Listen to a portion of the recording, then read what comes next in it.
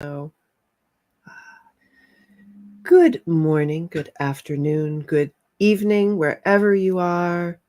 Buongiorno, buon pomeriggio, buonasera, Grande. ovunque se sia.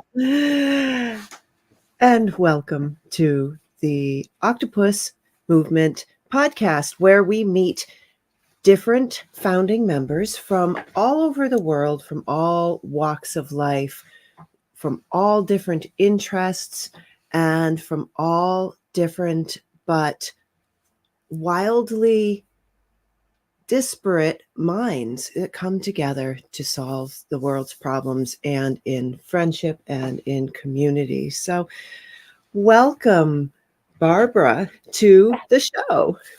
Thank you, Lydia. Thanks for having me. I'm very happy to be here. I'm very happy to have you here too, and I'm very happy to be here with you. So, first of all, um, welcome. And what is it that brought you to the octopus movement? So I think you have been in the octopus movement for over a year or a while More. and I more. think it's 3 years now, Oh, actually. okay. So Yes. back when it was very much a fledgling organization. And Yeah. what brought you to the octopus movement way back then? But basically, Perry, of Yeah. course, Yeah. Perry Nopper, the founder. I was looking for fellow multipotentialites. So I was surfing the internet looking for people who are not trapped into a linear definition of themselves, their career, their life, their passion. So I found online some videos regarding being a multi-potentialite, and I was very much interested in this concept, which was new at the time for me. Mm. And I found actually a friend of mine who's Italian but lives in Monaco in Germany. She told me, have a look at this, because the octopus movement, because I think you're going to love it, because they resonate with the way you are. So I went to the link. It was the Octopus Movement. I don't remember if it was the website or probably the Facebook page at the time. Mm. And I contacted Perry. I mean, it was probably more than 3 years ago. It was very at the very beginning, and and and I immediately was captivated by Perry, his energy, his vision, his being Perry. And I said, I'm in. We started having conversation. I met other people, and then I in few months, in a matter of months, I saw the movement really explode on the worldwide scene, and it was amazing. Yeah. So Yeah. I'm very happy for the movement. Yeah. and Harry is and in the audience too. I don't know if he's been sending you love and yes. And we also have Thomas Hutchison. Thank you for being here, you guys. So the word multi potentialite comes up a lot in these podcasts because we whatever it is that we're thinking, we are being and here's Michelle. and another piece of heart for me. I love Michelle. All the love. We Amore Michelle. we've gone into the world and we've either just blind to whatever else or including whatever else have taken on so many things, and it's the way that our brains work and we put them all together, but we each put together the different things in our own different ways, and we each show up in different ways, and we Yeah. each communicate in different ways, and when we do that, we can solve problems because we're not stuck in a we're not stuck. This is something between me and Perry Pistaciclabile. It's actually, sorry to interrupt, but this Please. is Perry being Perry. because pista ciclabile is a Italian for bike lane, but it's somehow it's a mixture of sounds that Perry likes very much. So I just for Perry say with this tone of voice, pista ciclabile. Fabulous. There are certain languages that have certain things that sound just beautiful or very or very pithy when they're together. They just sound very good. And it can get you into trouble, or it can just be a lot of fun. There's not too much Yeah. too much. I say trouble because I'm a musician, and I remember when I first was in Rome, I looked, even though my Italian was good, I looked for the bus stop, and I saw these fermatas on signs, and it was just a sign. And to me, that's a pause in my music. And I was still looking for the bus stop, and I asked people where the bus stop was, and then they fermata. See, fermata. I don't know what's going on. And then finally, it's a bus pause. It is. But I was so stuck in my musical mind. And that's one of the things that we do. We either stay in our mind and we go there and it goes in a different direction, and we get to other people and they say, ah, and we say, ah. Or if we are in a linear world, we stay stuck there and we don't look outside. And that's what we who are in this movement really are all about, is looking outside. So yeah, I think there is many ways, third, fourth way, fifth ways to do things. So we're here for this. Exactly. There are so many different people. One says pause, one says stop. Yeah, same thing. Karen says, yeah. So so I fell in love with the movement and with the energy. Then, of course, many things happened in these years, and so I saw the movement grow. I actually I didn't step out because I'm an octopus. I feel like I'm part of the movement, and I'm a founder. But I cannot keep up with everything is happening. So every now and then, I mean, I keep following, but I cannot keep up participating actively because there are so many things happening. And this is amazing that the mycelium really is growing so fast and in a marvelous way. It's beautiful from inside and from outside. It's very beautiful to see it happening, actually, and I love it. It is beautiful. And the way you describe it, that there are so many things that are happening, and that's because it's octopus. They are in the sea, and the sea is just ever flowing and has lots of different places where we can gather. And then the other word that you use, if there are people out there who are curious, the mycelium, you may know this as in the forest floor, the trees, the mushrooms, everything is connected to one another. And they don't have to be the same tree, they are connected by the mycelium. We are all connected, and when we say that the mycelium is growing, the connections are growing as we communicate, as we flow, as we don't judge, but we just are. And so what are some of the ways in which you, Barbara, are, how that you flow, that you are in this world, on this earth that we call home? How do you show up?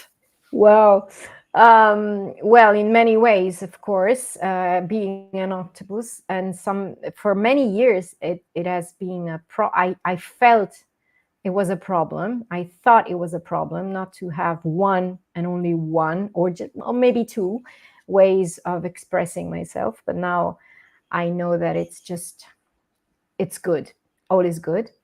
So I started, well, professionally, I started my career as a copywriter, as a creative person for advertising and marketing, linear, creative, but in a linear way with advertising. But it was very clear from the very beginning that it was not enough for me. And also being marketing, too linear, too tied to a logic, which is profit mainly. So I started working for nonprofit, Mm. and I started also doing art more than 20, actually 25 years ago.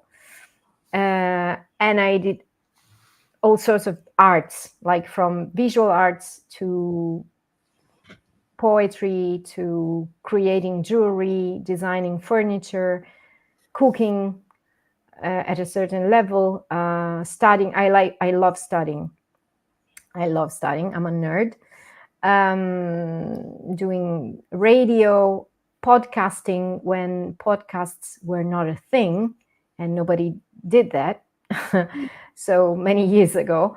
So in many forms. And lately, since 2020, I started a new project, which is in between my passion for radio and for podcasting and visual art. And it's relational art. It's a project called Baci Sospesi, which is something that is written probably somewhere.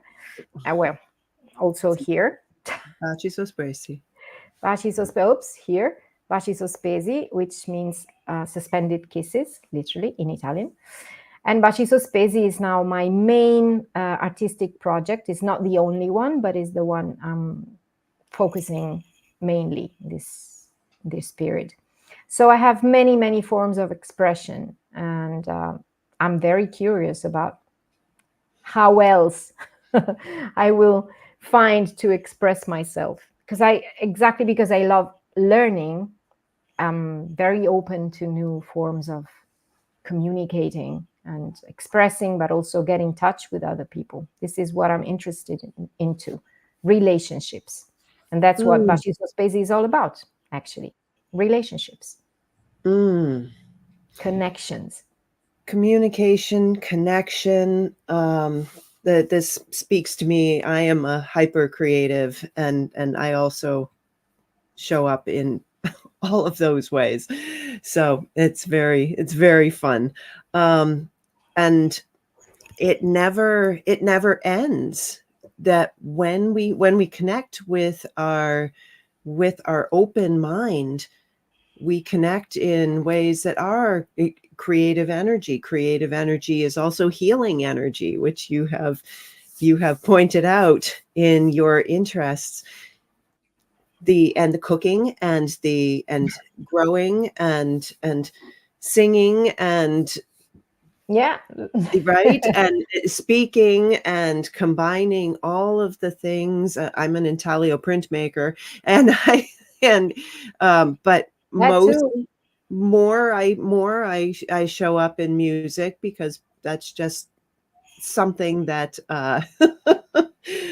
that comes in more. But I have degrees in art and music, and for a while I used to think, what do I need? I don't need these Mm, 2 degrees in arts. mm, I don't need this stuff. I need something that is a real job, which is what mm. you did. And now, in this world in which we have gotten to a point where we've been around for a while, we are doing we're showing up in the way that we know best. Um, Karen Hmm. Ziegler says, I'm curious your thoughts on the effects of the AI on relationships, art, and all of the above.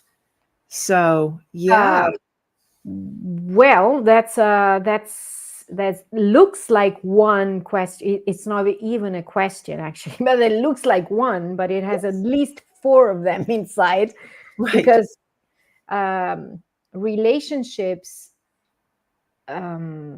have influence on anything that humans do, because Mm, we are social beings. So mhm, relationship is everything. And I did not mention that um, my main interest in life is mental health. mhm, So how humans behave visibly and invisibly, mhm, behave and think, and dynamics, the visible and invisible dynamics among humans. So relationship is key. And mhm. where there is no relationship, apparently, which is in AI, it's just apparently, because AI is programmed, and it's led, and it's um, used by humans. So we could talk forever about just the first aspect, the first question, i.e., and relationships. But then she asked about relationships and art. It's let's do a 1 month conversation or 1 year conversation about that. I mean, Mhm. it's all about relationship, because when humans are involved, it's about human relationships. And I'm not talking about, for example, in nature. That's a different kind of relationship. That's a codependency or interdependency. I don't know how to say in English. So that's not real. I mean, real. That's not human relationships. What I'm interested in is human relationships. And they are everywhere, and they invest every form of, especially creation, human creation. Without relationships, there is no humanity, actually. In That's my opinion. That's what I think. Yeah. That's that's beautiful. And one thing it seems like you were showing is the connection between everything, because for us, as we are human, and as well as the different ways in the natural world, the way that we connect, and that these connections, that Karen's question, really, they're separate things, but yet where that creation that we made, the AI, i.e., is the same. It's created by us, and we either are averse to it, but we relate to it. We relate to one another through it. We use it. We communicate through it. Our communication changes. We get curious, and we have a relationship with it. We have a relationship with each other, and it will be in that intermixed thing because of our curiosity and our relationships. It's everywhere already, and it needs us. It asks for us to be participating, because if Mhm. we, in any case, either we just are spectators, like passive, but still we are part of the relationship. In a way, we are just Right. passive, and that's a choice. Yes. Or we are active, and we are involved, interested. We use it or not use it, but we are the target of AI in many cases. We need to be we need to participate. For me, in my idea, we need to participate more actively, because it has an impact on everybody's life. So it's important to be aware of how it works, and what are the consequences of applying AI everywhere. And there are many also documentaries, interesting documentaries online, also on Netflix, about how AI is already, since years now, interfering or changing the way we perceive reality. So it's very interesting. I'm very curious. So I don't reject the idea. I'm super curious, and I am aware of the possible implication of massive use of AI. But it's inevitable now. It's unstoppable. So we better learn, all the possible extents. Also, again, it's in a way, it's always a relationship. Even if we don't do anything, we choose not to do anything. Um, it's like in communication. It's impossible not to communicate. If you decide that you don't want to communicate, you are communicating, you don't want to communicate. So it's like communication in itself. So it's the same with relationship. It's everywhere where humans are involved. Yes, yes. And it seems so paradoxical until you look at it that way, that everything we do has a simple consequence. Every communication that we have, even to not communicate, has a consequence. Oh, yeah. And we've created AI, and it has a consequence, and it is another finger outside of us that is part of our humanity, because we created it, and we created it to communicate based on us. And so we're just going to have a natural relationship to it. And it is what it is.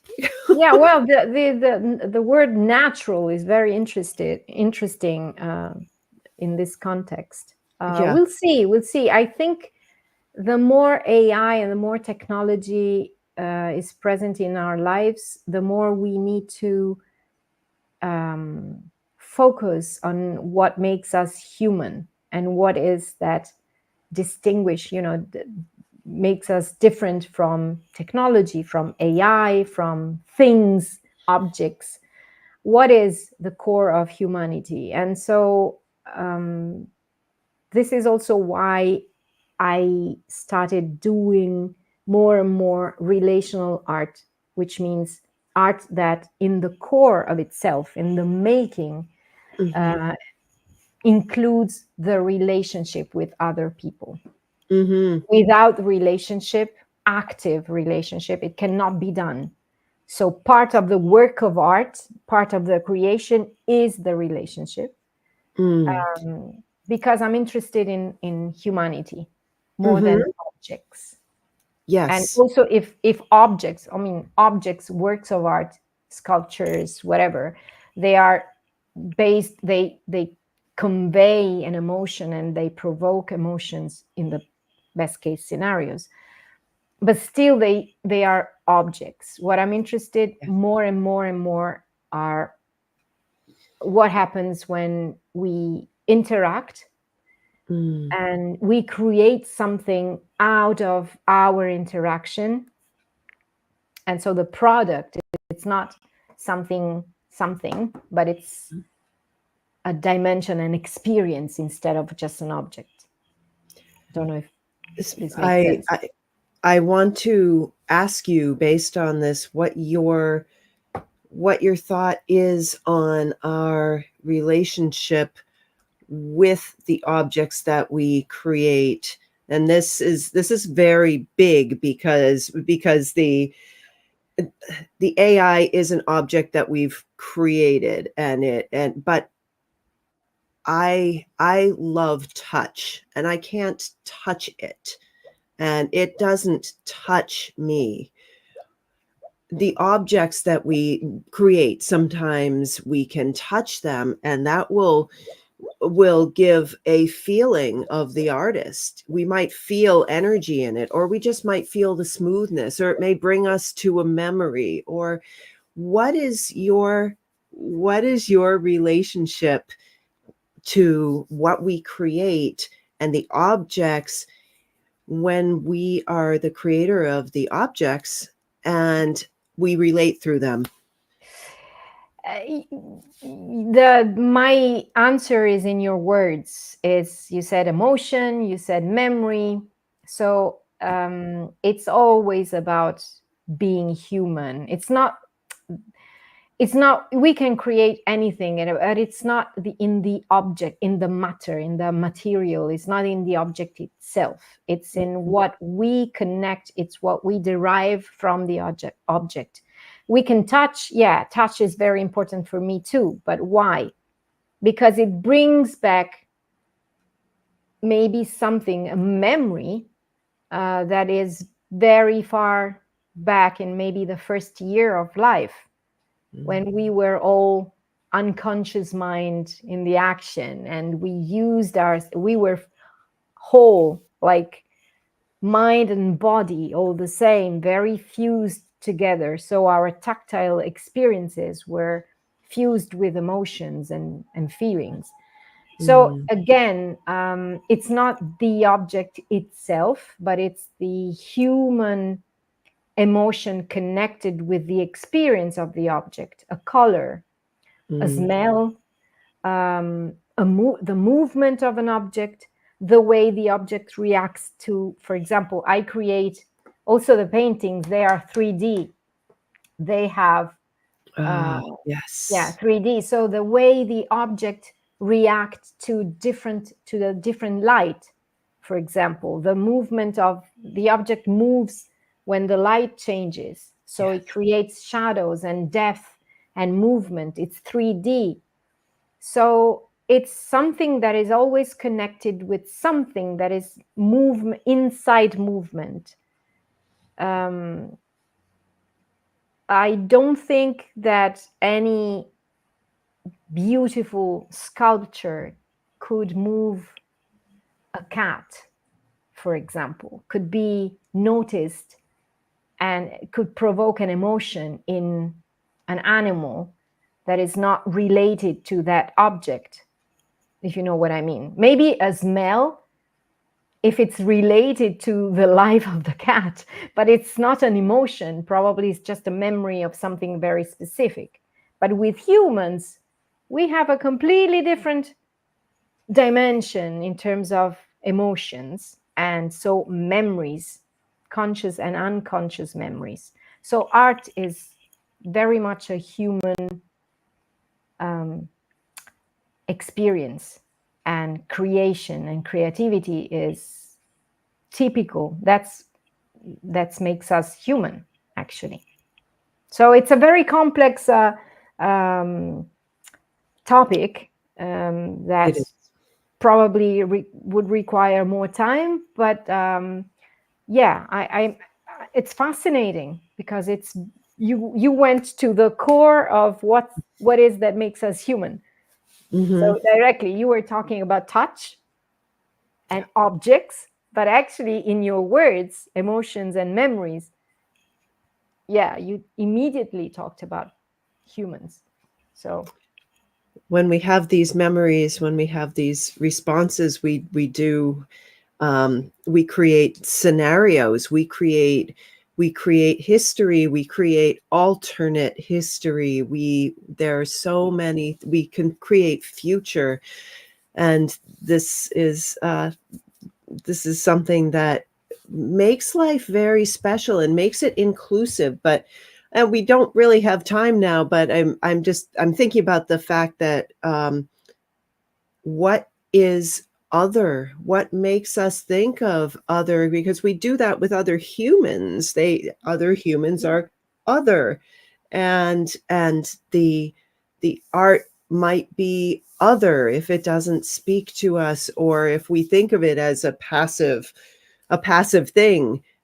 Whereas you're saying, and this is beautiful, and I want the audience to notice this, that whatever our response, whatever our relationship is, whatever our communication is with the other, with the art, with the sound, with the space, it's still a communication, and it's still a relationship, and that we really, there is no other.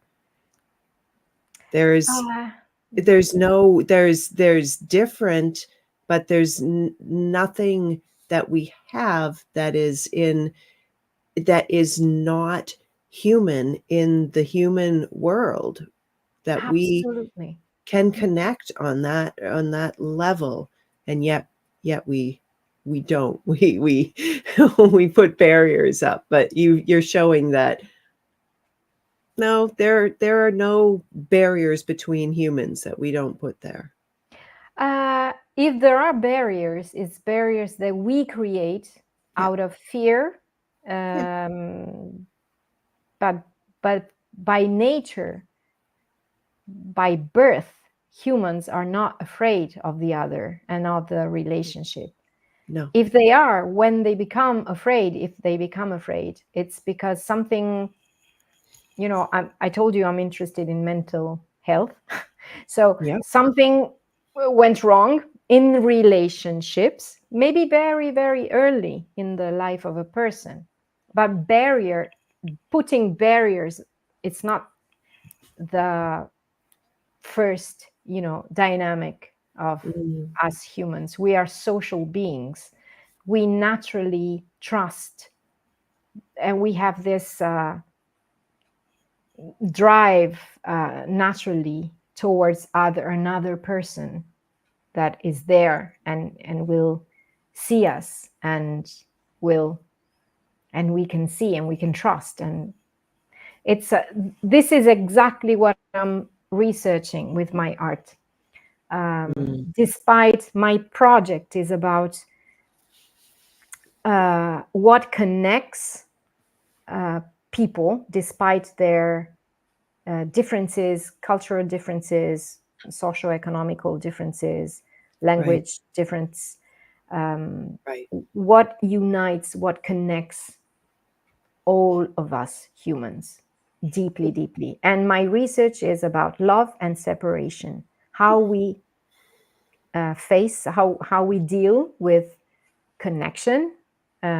So this movement, connection, love, relationship, and then separation. This continuous dynamic is like breathing in and out.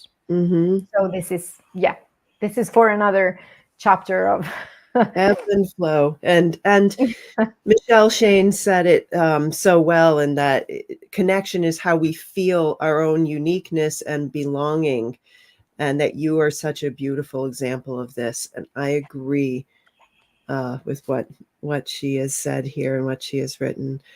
So, Barbara, I would love to just thank you right now from the bottom of my heart for being here on the show. You are indeed a beautiful connection and a beautiful example of this connection.